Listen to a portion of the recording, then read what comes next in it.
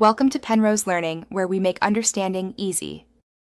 In this video, I will show how to replace Toyota Corolla back speakers. First, gather your essential tools. You'll need a panel removal tool, a Phillips head screwdriver, and a 10mm socket wrench. Make sure your new 6 and 1/2 inch speakers are ready. Before starting, always disconnect the negative terminal of your car's battery for safety. This prevents any electrical issues during the process. Now let's get to those speakers. Begin by folding down your rear seats. This gives you much better access to the rear deck. Next, using your panel removal tool, gently pry up the rear deck panel. Take your time to avoid damaging any clips. Once the panel is loose, carefully disconnect any wiring harnesses, like those for the third brake light, and set the panel aside. With the deck panel removed, you'll see the old speakers. Use your Phillips head screwdriver to remove the 3 or 4 screws holding each speaker in place.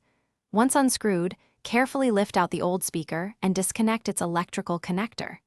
Now, take your new 6 and 1/2 inch speaker, connect its wiring harness, and then secure it into the mounting bracket using the original screws. Ensure a snug fit.